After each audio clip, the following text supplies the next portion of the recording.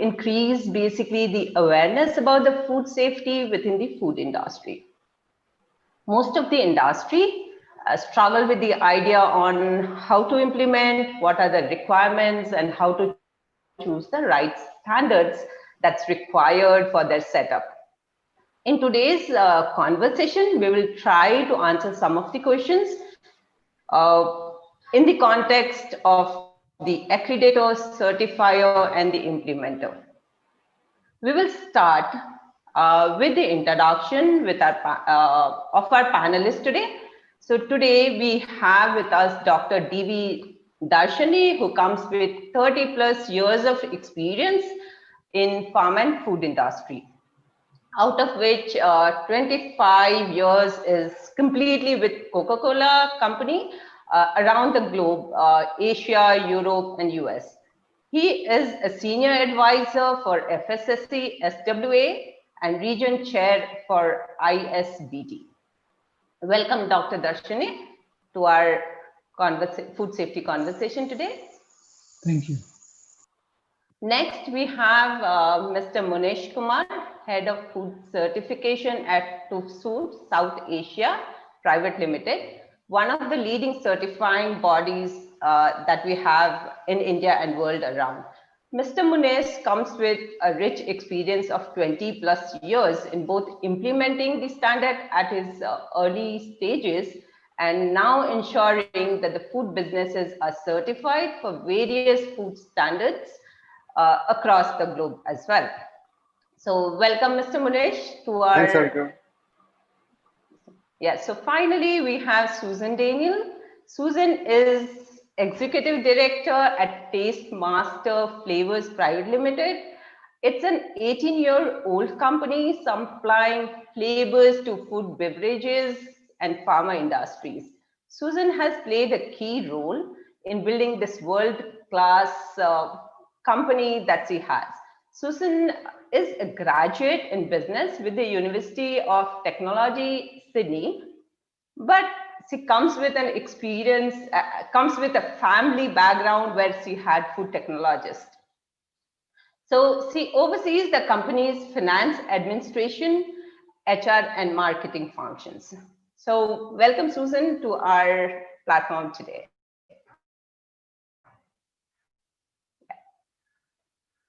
Susan, you are on mute. So, sorry. So let's start with hearing our panels today, the thoughts on the importance of what and why.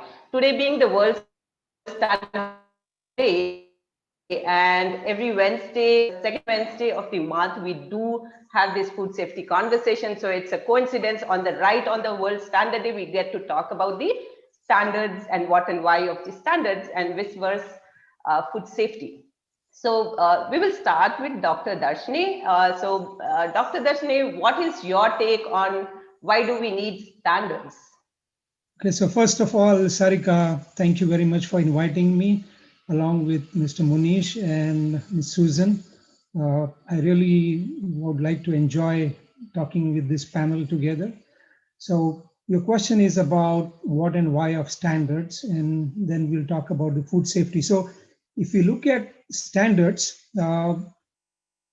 we use the word standard in our day-to-day vocabulary. And the way we look at it is there are three different ways to look at what the standard means. The first one we could say is the level of quality or an attainment. That means many times people say that their restaurant offers a high standard of service. What we mean by that is it implies quality, level, grade, degree, worth, caliber, merit, or even excellence. The second idea of standards is used as a measure or a norm or a model in a comprehensive evaluation. So this restaurant has high standard. That means they are talking about service, quality, food, hygiene, air conditioning, or even ambience. Now, third definition of standard, which can look at it, is a noun, as an accepted and approved example of something against which others are judged or measured. That means it's a principle of property, honesty, or an integrity. In short, many governments or even private institutions create these standards to protect the consumers, or what we call get a value for what they're paying for. So now the why standards part is that standards creates standardization. That's the simplest definition we can see. The definition of standard is something established as a rule, example for the basis of comparison, as we talked about. Now, that is, a person feels certain qualities must be present in a product or in a service, and failing to meet those requirements result in a deal breaker. That means the consumer is not very happy about the process.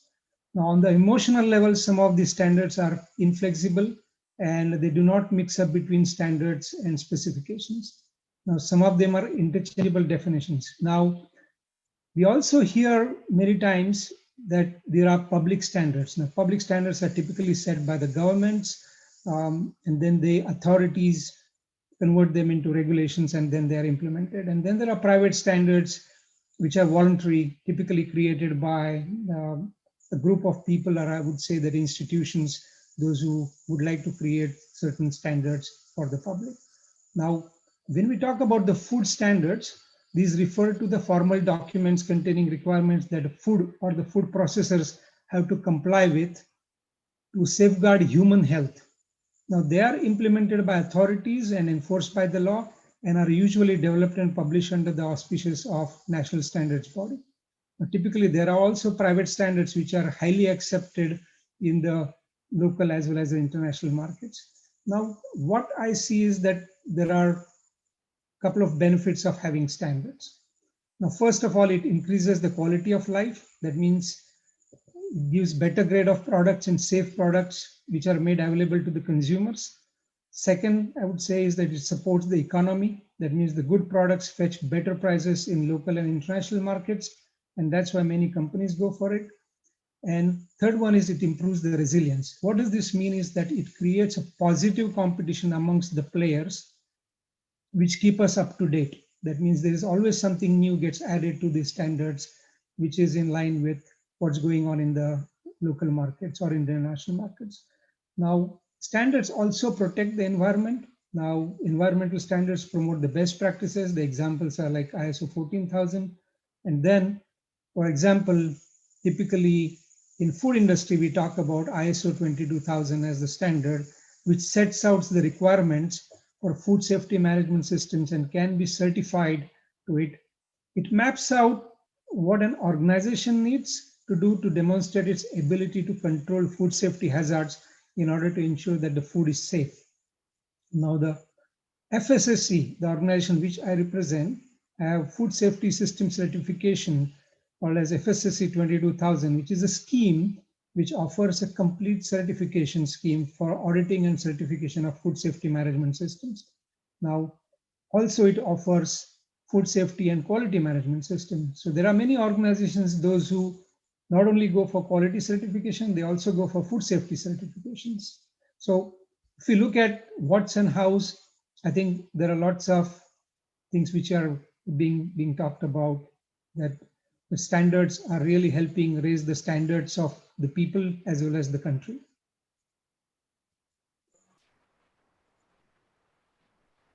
So thank you, Darshana, for sharing your thoughts. It was actually, good to know the overall, saying that why are standards required, right? It's like sometimes build up the competence, uh, competence in the people and also the competitors out there around. So yeah, so another would like to ask Mr. Munish to give his perspective, being with the certification body.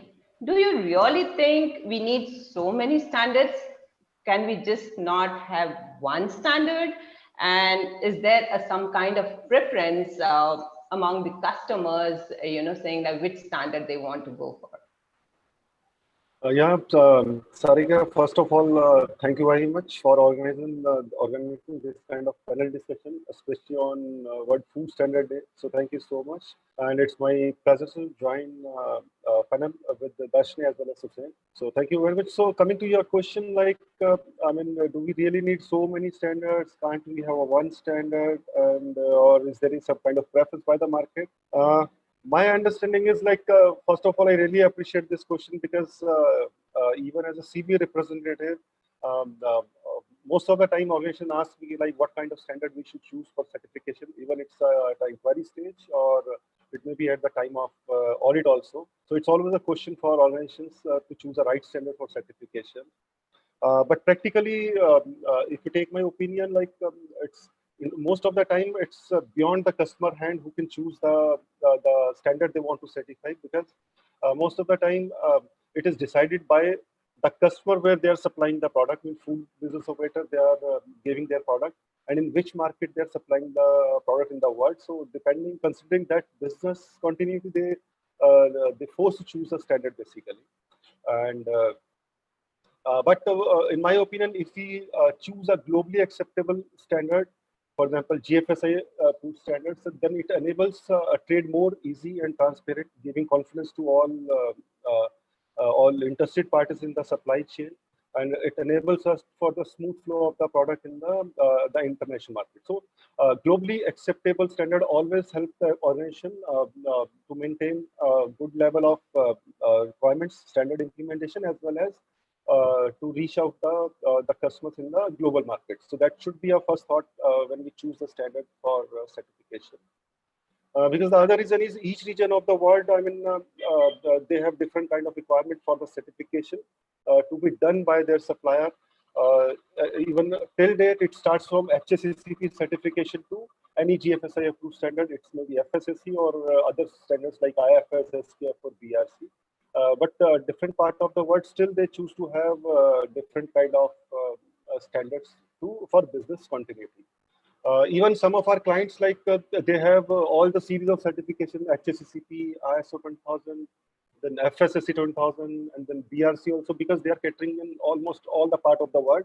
And every part of the world, somebody want HACCP certification, and somebody want FSSC, and somebody want BRC or ISO 20000. At present, but as per my experience, it's mainly FSSC or other BRC, maybe BRC standard or maybe other GFSI approved standards, where most of the customers insist their suppliers to go for the certification. Because I mean, we all know like this FSSC scheme, or it is approved by GFSC and GFSI, and most of the supply chain and most of the multinational customers, they are the members of GFSI board, and they all insist to go for GFSI approved standards. So nowadays the customer they got for FSSC or BRC as a part of their food certification program. And from my side, as a final note, I would like to make a point that due to constant change in the global perspective, trend and occurrence of new risks, maybe some benchmarking standards like GFSI. Benchmarking standards like GFSI, they are very quick to respond to the market need. They are very quick in amending the requirements in their standards, and they're very quick in organizing the situation and implementation of the schemes as per the global market. So to adopt the GFSI approved standard is always a good choice for the certification. But as your question is, like why IPOs can't go for the one certification, or that should be sufficient. So from IPO business perspective, I think I'm not in a position to tell like what will be the best single standard organization should go. But if you ask me personally, as my personal opinion, the FSSC 20000, it's a GFSI approved standard, and is one of the best standard to implement, as it is a combination of ISO system, which Darshni also said, ISO 20000. It's a combination of ISO system, then the combination of technical specification, which talks about hygiene requirements, implementation of all the prerequisite programs, and then on the top of that, some additional requirements from the FSSC. So it enables the organization to have a strong backbone with ISO 20000 requirement, and then implementation of hygiene practices, and addition to the scheme owner requirements like FSSC additional requirements. And with ISO, they can also implement a high-level structure in the organization. So that is my perspective to have different standards, as well as what kind of standard they can choose upon that. So thank you very much. Yeah, that was like quite insightful. Actually, saying like, starting saying like customer is your king, plus because we are globally connected, it becomes important for us to look at the GFSI standards. You have definitely highlighted various factors which needs to be taken into consideration when you start choosing your standards, and also why different standards are required. Different countries, different requirements, for sure. Yeah, that's put you in a place where you have to go ahead and look for different standards. So now moving to Susan, I'm sure the experience as an implementer, we heard the accreditor, we heard the certifier. So as an implementer, you will have a completely different mindset. From being in the industry for last 18 years, you want to share your insights on how to choose a standard that one should implement. Is there some criteria that people should keep in mind when they start looking for a standard? Sure. Thanks, Sarika. And hi, everybody. And I really appreciate the opportunity to present here today on behalf of Tastemaster. I guess the first background is to let you know that Tastemaster does follow the FSSC 22000 standard. And actually just recently, we were recertified by SGS under the upgraded standard 5. So earlier we were certified for HACCP and ISO 9001, and in 2018 we moved to a new production facility, and it was then that we really needed to choose what standard to upgrade to. Our key goal really was to have an externally audited process to guide the team to follow best practices in line with international standards. Can you hear me okay, Sarika? Okay. So our domestic customers here in India who come to audit us, we knew that they expect a minimum of ISO 22000. So that would have been acceptable for our domestic customers as a minimum, but we really wanted to be certified against a standard which would also be accepted by any potential export customers. We already had export customers, but obviously we want to grow in that area as well. So we wanted a certification that would support our growth goals. And finally, we chose FSSC 22000 because of the additional emphasis on food safety, the food safety angle, which we really believe gave an additional advantage over the ISO standards. So in choosing which standard would work best for our company, I'd have to say that consultation with FoodWorks, which we were helped with, Sarika particularly, were really helpful. I think you really need to have somebody who knows different standards well and can help guide you on what is best for your particular organisation. Like Munish was saying, it's not a one-size-fits-all situation. Everybody has a different business goals. So it's important to have somebody to guide you on that process, and ideally to get that advice as early as possible in the process. To have credibility in the wider market, of course, I think it's already been covered that it's really vital to be externally audited by an internationally recognised organisation. And I think that this is important for any food industry, as it's an assurance and also a risk mitigation process to deliver safe food-related products. And of course, we also deliver products to the pharma industry. So you need to assess really your current level versus what you want to achieve. It may be helpful to go for a gap audit with the auditing company that you choose. You need to estimate the costs. I mean, the reality is that food safety costs money. We chose SGS because we believe that they would be the toughest auditor. Maybe that's not true. I'm sure that Hub and all of them are tough. But we did have previous experience with SGS because we'd gone for a SEDEX audit. And so I guess we were just really conscious that if we're going to do this, we want it to be accepted to any customer in the world, and also to be something that really drives our people forward and our company forward. Okay, so I think really one thing that we feel is very important is don't think about getting certified just for the purpose of getting certified, right? It's really a critical tool, these standards, to reduce your people dependency, on individuals, and to improve and create a process-driven work culture that is really going to be something that sets the company up for growth. So don't just think, oh, we need to get certified. Of course, that's part of the outcome of it, but there are much more important outcomes that you need to focus on. So, you know, at Tastemaster, we do value our people over tools and process, but a robust and practical standard and process is really required to guide your teams forward. So that's all I have on that question. That was nice hearing, you know, these high pointers which Susan had to highlight on. So, you know, as a FBO, you know, when they plan to decide on which standard the facility needs and how do you try figuring it out, which standard is the best standard for your organization. So now let's move to a little more specifics, and in the domain that you work, Darshini, I have a question for you out here saying like FSSC compared to other GFSI standards, it's a pretty new standard that we have. How has it evolved in the last few years? Yeah, so thank you, Susan. I think it was a very interesting story. How did you decide to go for it? And thank you for being certified to FSSC 22000.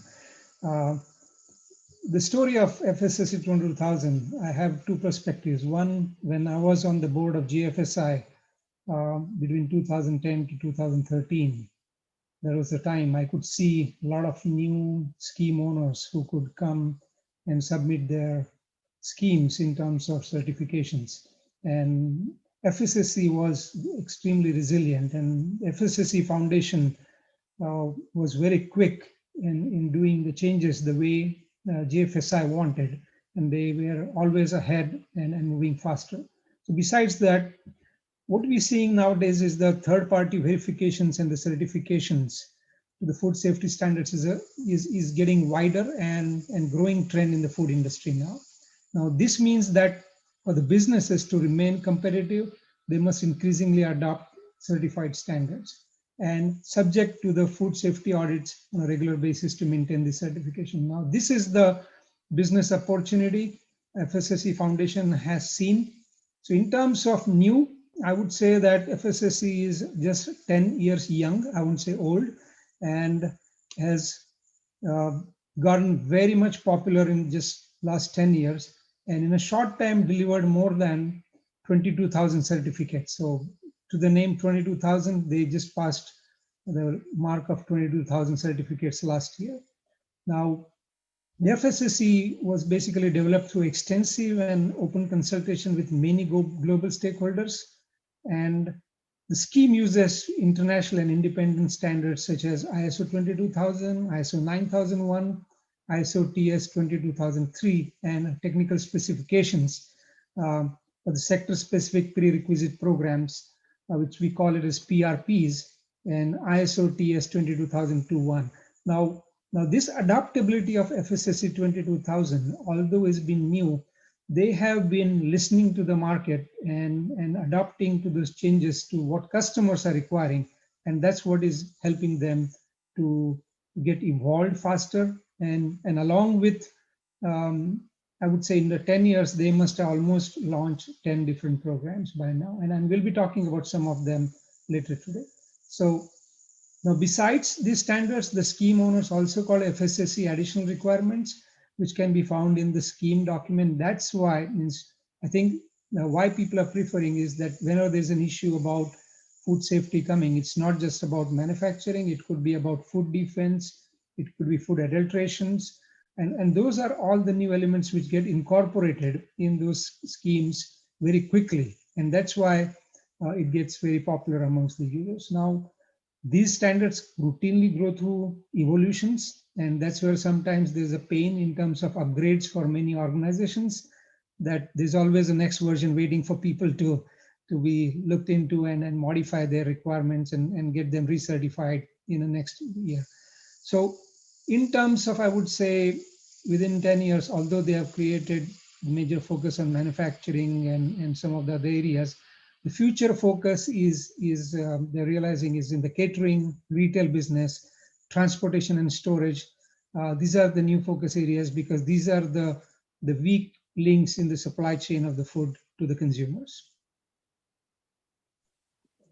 So yeah, as Darshini mentioned, saying like adaptability and listening to customers, that's a key point, how you can evolve in your, maybe your business, whatever you are implementing, or whether you are applying the new standards that's there in your place. So yeah, so coming back to Munish, you as an auditor yourself, right? When you audit, what are your observations that you see in the way FBOs implement the standard, and how updated are they on the changes? So Darshini did talk about saying like there has to be evolving standards, implementations, amendments happening. So what is your say on that, Munish?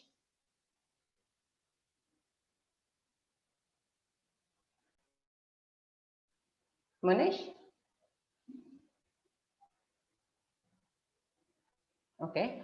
So while Munish is back with us, I think we'll put another one with for Susan out there. So Susan, what is your perspective on implementation, like on the standard from organization point of view? So what are the major opportunities or pain points that you guys see or saw while you were implementing the standard out there? Okay. I mean, I guess, as they say, no pain, no gain. And it's so true that anything worthwhile achieving will require some pain along the way. I think we experience that in life, in a very broad way, and definitely with regard to, upgrading the standards and getting certified, you will have some pain. So I cannot pretend otherwise. I'm sure some of my employees may be tuning in. They will be, would tell me I was lying if I said otherwise.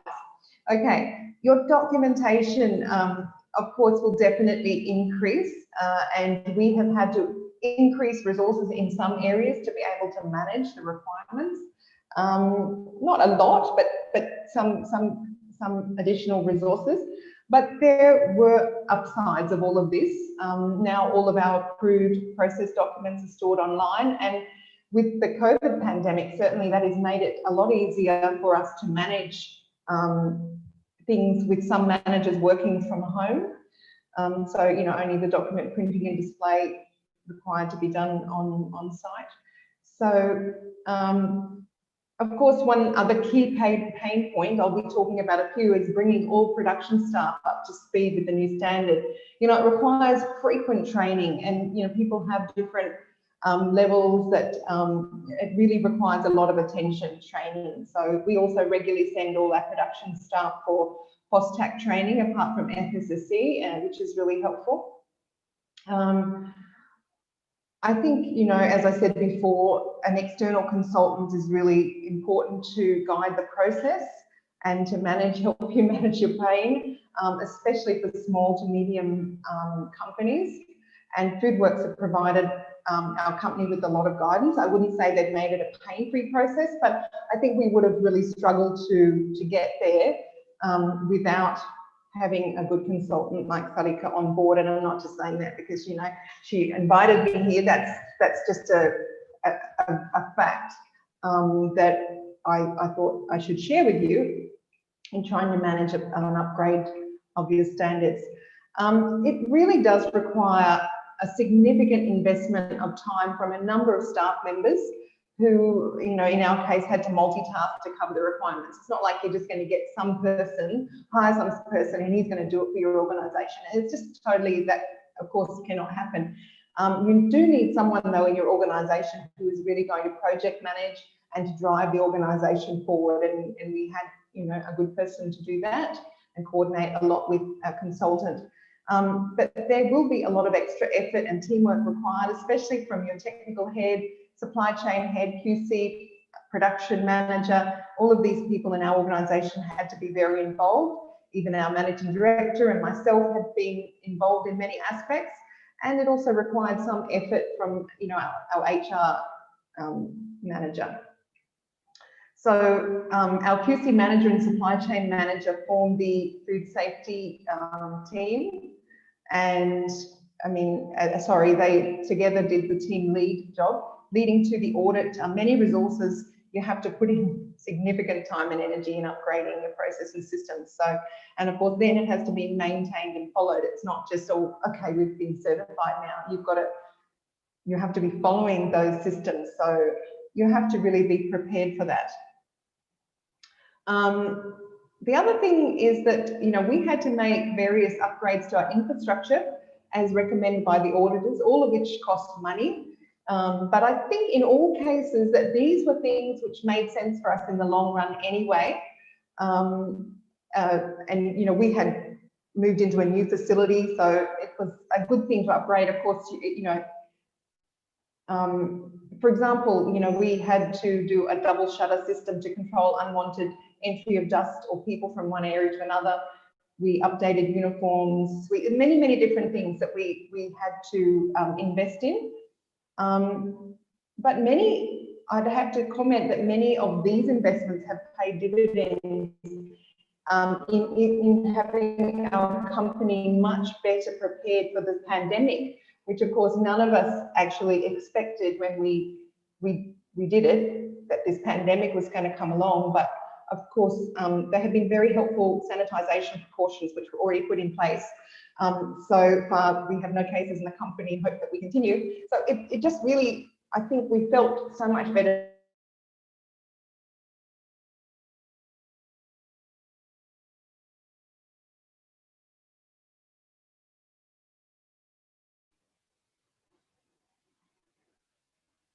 So I think yes, you know, the top management commitment is required, continuous training is required, processes have to be set, your infrastructure development. So there are definitely, you know, pains that you have to go for, but then at the long run, as Susan said, saying like there are definitely, you know, more gains. Beyond a point of time. So definitely, yes, there are no gains without pain. So I think putting processes in place is the key factor out there to make sure, you know, the systems and processes are in place. So coming back to you, Darshini, how is FSSC making it easier to implement the standards and improve quality of implementation? I think the perspective here is that typically we see that everyone talks about large corporations achieving food safety management systems.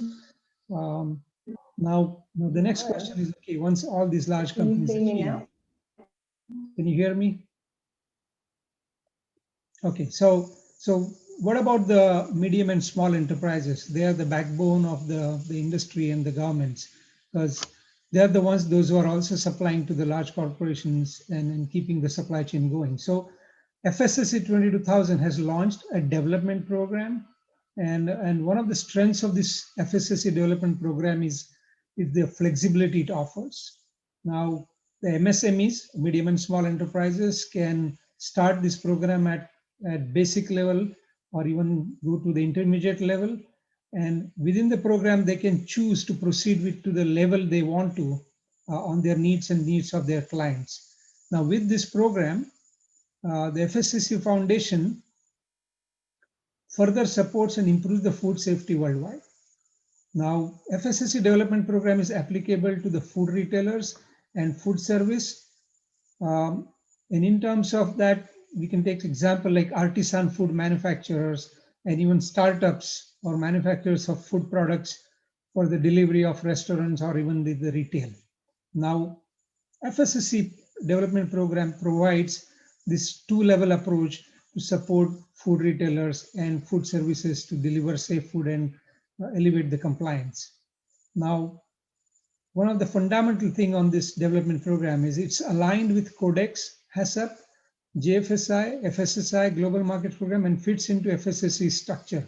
Now, as such, the program is specially suitable for small and medium enterprises who want to meet the food safety requirements of their clients and country of the origin, or have the ambition to gain the consumer trust.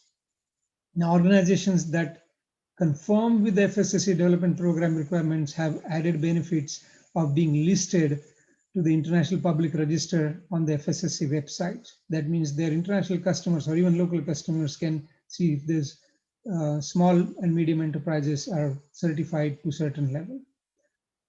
So this is one of the most, I would say, easy program for medium and small enterprises, and they are the ones those who should jump into this program.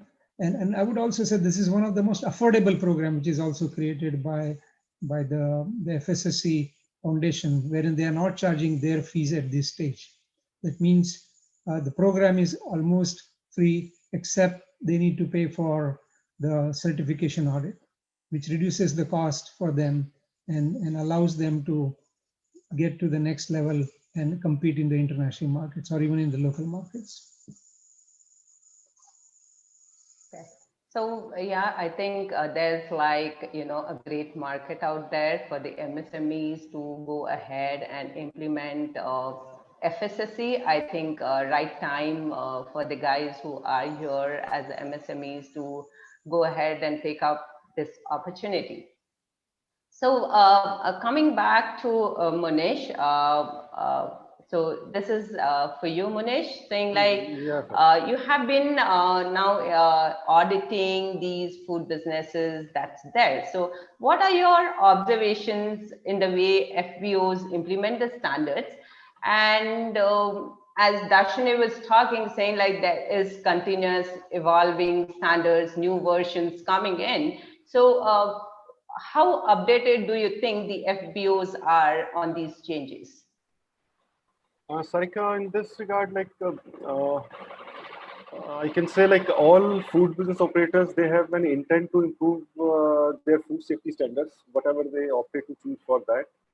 And if you talk about the intensity of implementation, that varies from FBO to FBO and some other factors like what kind of products they have, processes they have, and what kind of standard they have implemented, and what kind of structure they have inside the organizations. So for example, in India, we can see in a company there may be 4 or 5 people must be manufacturing a product, and there may be a company where 1,000 people must be working with a proper structure and everything. So it varies from place to place, and the other main factor is it varies like the law of land companies following where they're exporting the product in case they are exporting. So that also affects what kind of implementation they have done. But in any of the case, of course, all food business operators, they are obeying the regulations, at least regulations and general practices. It can vary upon the requirement of the standard and the practices they are following. And if you talk about my overall experience, during the initial certification of the cycles, initial certification means when a company started first time for the certification process, irrespective of the standard, then they try to understand the requirement in the initial certification, what are the requirements, how best way they can implement, what is the interpretation of the standard, then the product and processes they need to structure with the standard requirements. Sometimes there may be layout issue in the factory as per the standard requirements, then they need to change the product flow. So there are so many factors when they try to improve. But in the first cycle of initial certification, companies, generally food business, they just try to understand the things and they do the improvement and they try to comply the requirement of the standards what are written in that. Actual improvement when I see like when the company enters into the second phase of the certification, by that time they are matured enough to understand the things of the standard. They have implemented all the basic requirements of the standard as well as the requirement of customers as well as the regulator. In second cycle, the company starts like how now they can improve upon the standard requirement and how benefit they can take from the standard what they have implemented since last 2-3 years. Then they take the real benefit of implementation of the standard in terms of efficiency, in terms of all the practices. Efficiency comes automatically, profitability comes.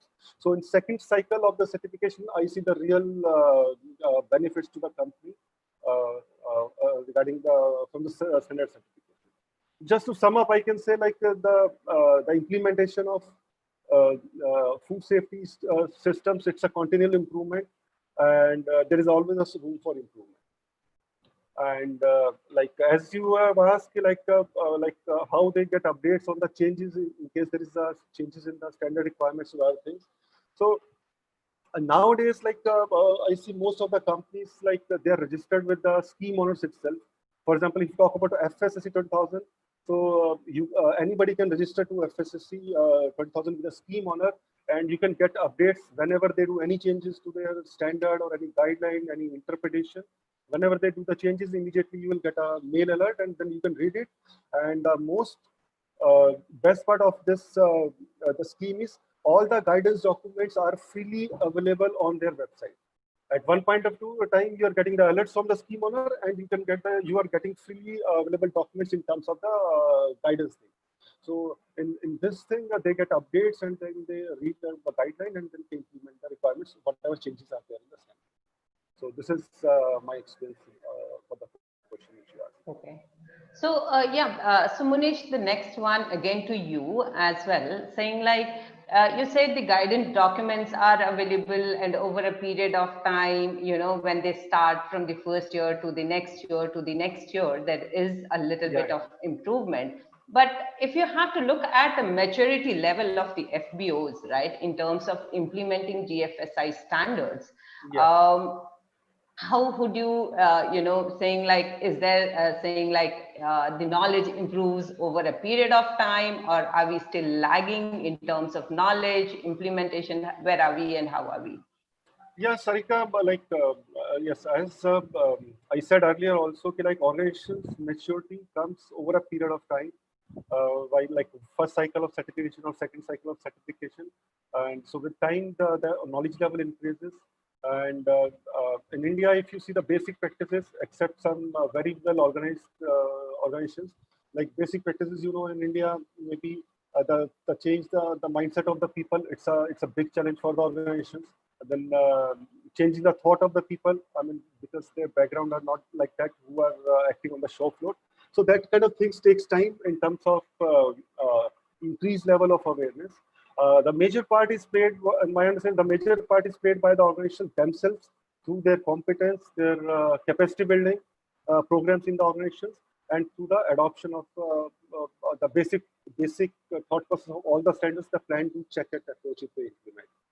And over and above, the key role is played by the certification body, as well as the support service provider like you are involved in supporting the organizations for implementation of the standards. So the other key role, in my opinion, is the certification body and support service providers who are involved in the implementation of standard requirements. Because certification body, as well as the people like you are the people who brings outside experience to the organizations during their implementation phase. Because of the vast experience among certification body and you, so we know the practices in the different organizations and how we can indirectly we can tell them to implement the things which is suitable to their industry. So that is my side, Sarika. Okay. So yes, capacity building is something I think a key to any organization that you have when you are implementing any standards. Susan, another one, we have something to ask, saying like you have implemented FSSC, the new version. So how has the implementation of the standard, the old version or the new version helped your company? Sure. Sorry, I dropped out there before. In fact, if you don't mind, just a couple of points that I also wanted to just cover off on the pain points before I talk about the benefits that we've experienced. You can hear me okay? Yep. Okay. I think, really, really important that when you're trying to implement a standard, that you have to have the strong buy-in and support of your senior management from the top, otherwise you'll really struggle and have a lot of pain. And I think that this is very important to avoid other pain points like resistance to change and politics within an organization. Not to say that, even with that strong support, those things don't exist, but it really has to come the push from the top. And I think that really helped us to avoid pain. We knew, of course, that it would be tougher than ISO 22000, but Sarika encouraged us and our MD said, let's do it, and we haven't looked back. So I'll move on. The other key thing I think that organisations need to consider with relation to pain points is that you really do need a good software system to be able to manage, you know, your business and your process well. And I think that we avoided probably many of the pain points thanks to having earlier implemented a robust software system, which makes batch traceability easier and also has support related with a lot of paperwork. So that was just a few additional things on pain points. Can you still hear me? It's telling that my connection is unstable. Okay, all right. So you're asking also about what benefits, I think you asked what benefits we've experienced. And, you know, there are many actually. Let me just talk a little bit about that. The motivation to follow a standard that drives our people and processes to high performance was probably the first thing that we were looking at. And, you know, we really feel that we've achieved that. I think FSSC 22000 has definitely raised the bar for our company. But the thing is that the benefits go a lot deeper than satisfying customer requirements and have really, you know, we feel have really helped to position Tastemaster for strong growth in the future. So definitely it's made our organisation more robust and helps, of course, us to ensure food safety in all parts of the chain, in addition to maintenance of a high quality product.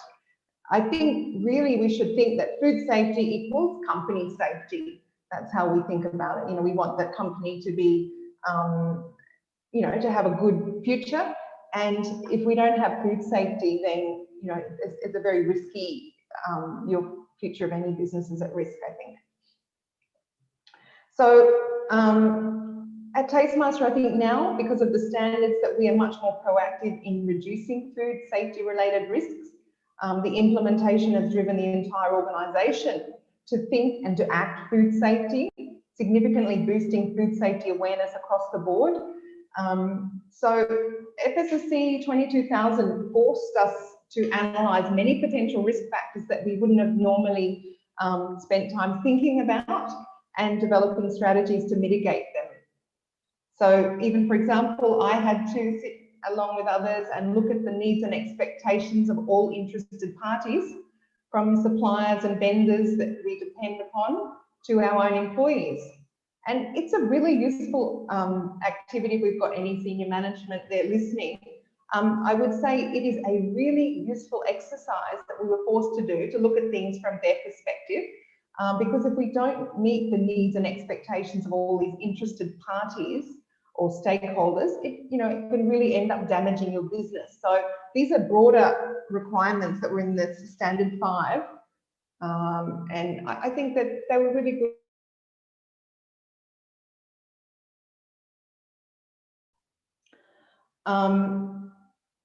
Now, apart from food safety, there were many benefits that I put in a category of being HR benefits, human resource benefits. I think that it really helps the career development of your team. It helps them to keep up to date with industry standards. And, I think that that's a really good thing. It makes us as an organisation less dependent on individuals, because so much learning and experience goes into your standard operating procedures. And I think that that is really important. It also makes it easier to recruit and to make new hires job ready, because your procedures and your processes are properly documented.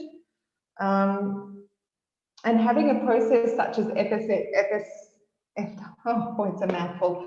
It really helps management to implement the improvements and reduce interdepartmental conflict. Okay, barriers such as people taking personal offence when changes are demanded. Like, for example, we now have a thing of no jewellery and no mobiles in any the work production area.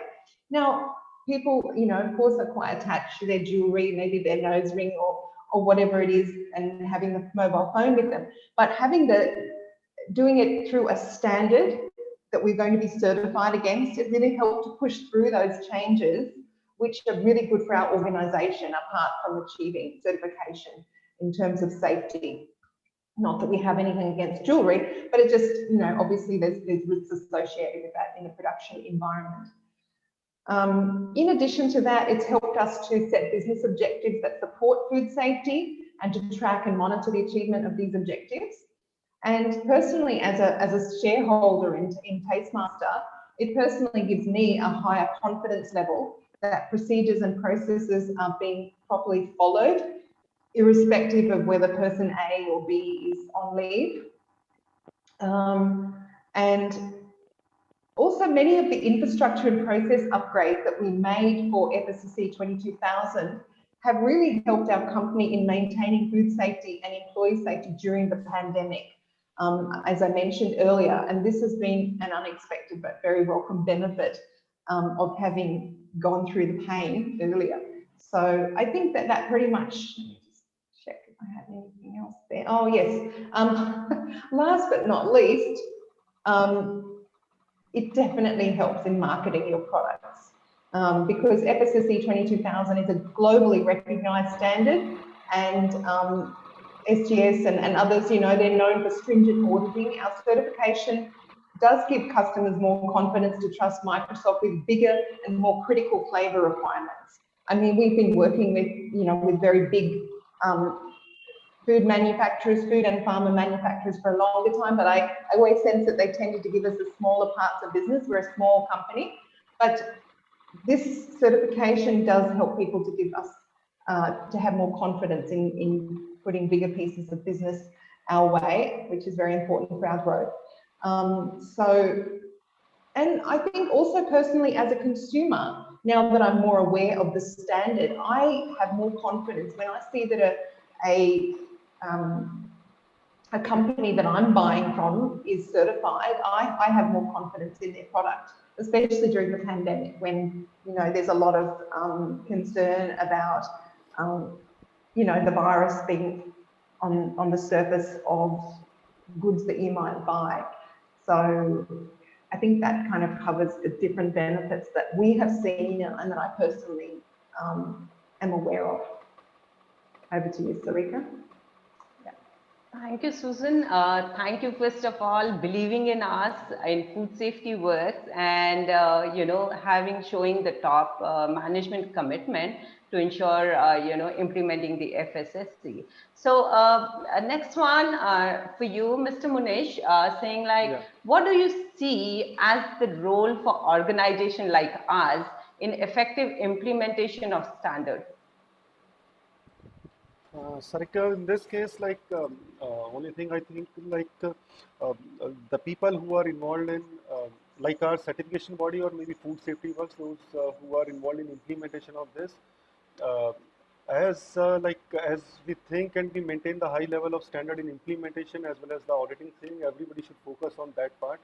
I mean, both the bodies, they should always work with a proper integrity thing, and always try to some improvements in the organization side, being a perspective in the mind. And last but not the least, the people, whether it is from a certification body or it's a consultancy firm, like all the people involved in this activity, they should be well trained and competent, so that they can support the organizations for further improvement and implementation of the standard requirements. So this is my thinking about this question. So we are towards the end. So the final question to you, Darshini, before we start taking questions from our audience, what kind of collaborative opportunities are available for the industry to work with the standard bodies like yours? Yeah. So before I jump in, I have two comments. One, I think based on what Munish Kumar has mentioned, that everyone has a role to play, and especially the training organizations and consultants, those who have the right knowledge to help others, because I think they need to be proficient before helping others, and it's very important. So I really like that point. It was a delight to listen to Susan and her experience in terms of implementing FSSC 22000 at her facility. Now, the couple of things which strike me, I just want to mention two of them, and this is related to the question what you asked me. First of all, she mentioned saying that food safety is a company safety. In today's world, we typically see three things which are important.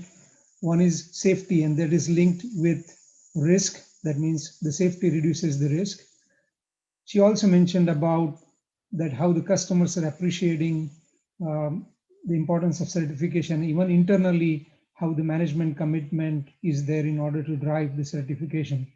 So there are a couple of things I would add on. So going to the basic, that if somebody who is not aware of FSSC 22000, I would say that you can still get started onto it. So go to the website fssc22000.com and you'll be able to download some basic information, read through what food safety means to you. And this is going to help you get started. You may find certain training programs and courses. Speak with consultants. If you don't know about it, they will be able to guide you because they're regularly organizing the programs. Now, moving on to the next level, I would say that if you are a company who is implementing FSSC 22000, it is very important that you're not only committed to the FSSC 20000, make sure that you're involved in the entire process of it.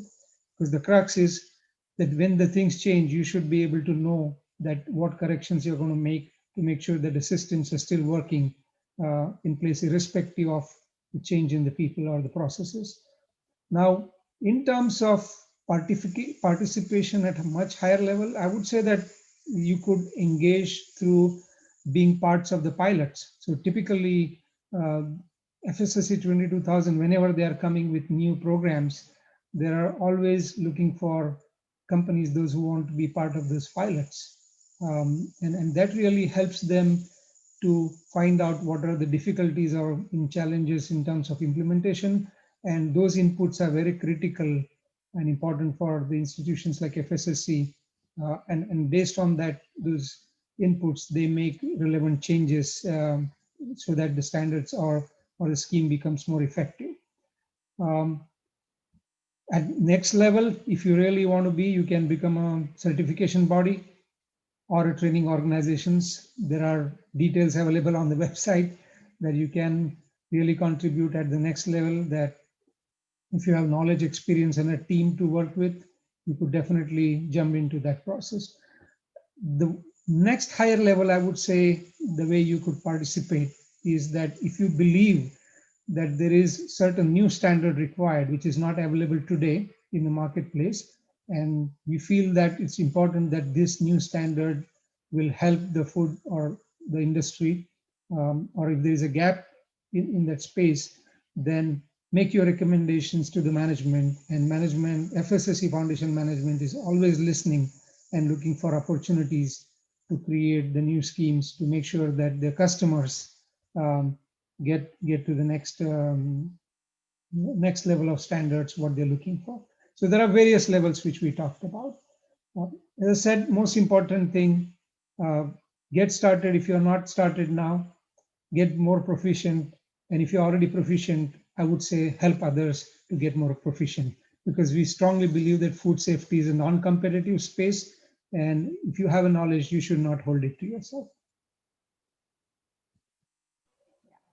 So yeah, that was like a candid conversation that we had, all of us together. So I think we have few questions that's come down from our folks who have been patiently listening to our conversation.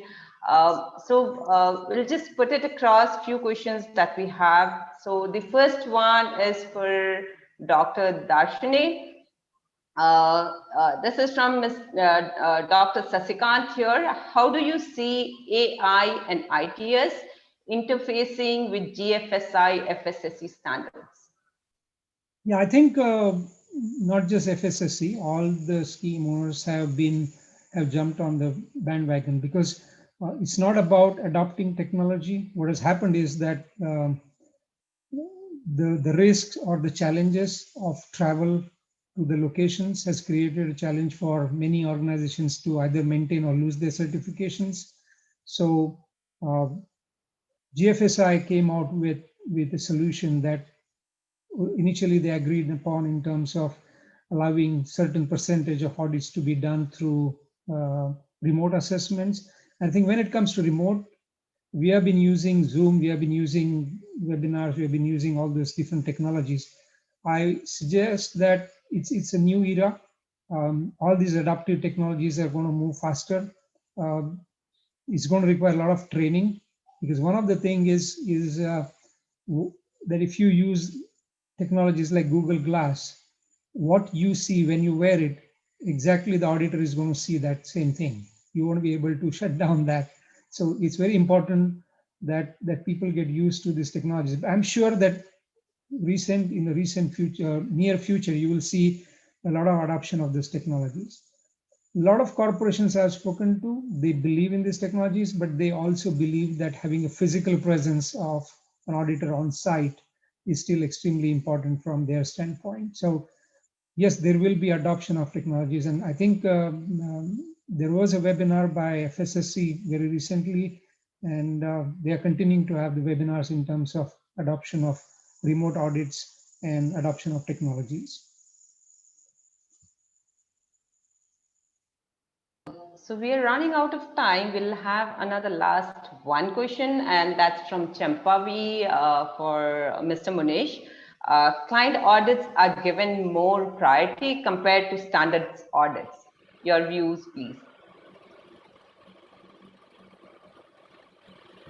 Client audits, Sarika, come again, please. So client audits are given more priority compared to standard audits. Client audits, yes, of course, client audits is always on the more priority, irrespective of the standard what they are choosing. And auditing a client means what standard they have choose, and considering um, the guideline given by the standard only, auditing has to be given. And considering nowadays, like as FSSC, even the most of the standards, they have come up with the ICT tools, the communication tools, which can be used to do the remote audits also. But at the same time, our focus is like as early as we can start the remote audits, physical audits also, that we have already started. But of course, client audits are always on the priority. Yeah.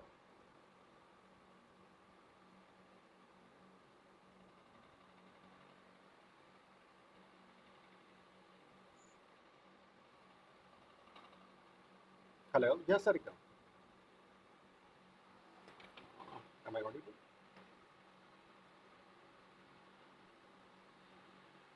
I think she's checking the next questions. Oh, okay, yeah.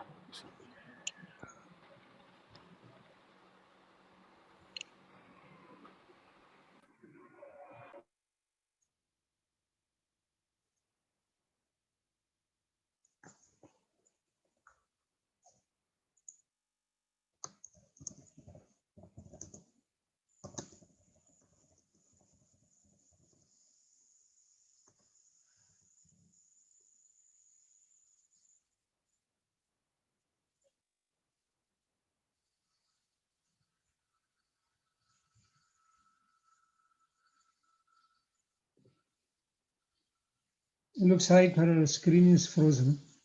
Yeah, I think our moderator's dropped out. So. Yes. So maybe it's free for you to speak what you want to say now, If you have missed out any points, I would suggest that you still go ahead. I think I would say, just go for it. It's a lot of work, but it's really worth it in the long term. And,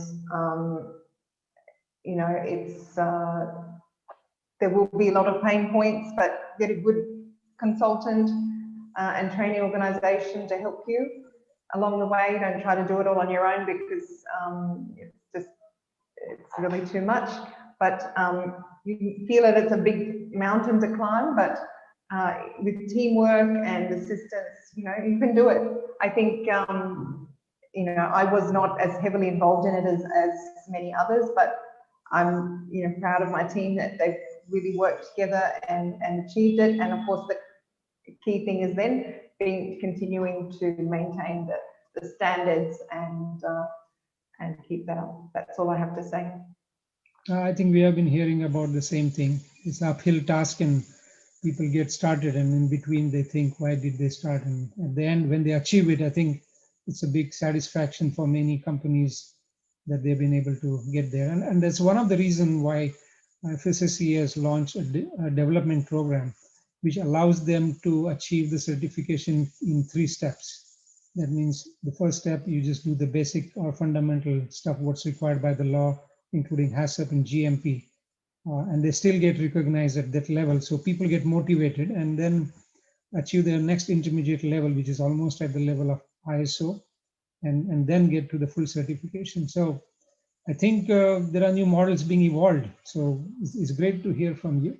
I think, Sarika, are you back in this thing? So you are on mute. So if you could unmute. Yep. Sarika, Yeah. great. So yeah, I think there's a whole lot of ideas and things and experiences that we all of you guys have to share, but we are running short of time. So I think the best part of this conversation was that we got to hear from our panel that brought a variety of insight. Hope the insights were helpful. The conversation wouldn't have been possible without our panelists who are here, who has offered us a speck of their knowledge today. Thank you all for spending your valuable time out here with us and sharing your knowledge that you had with all of our guys who are out there listening to you all.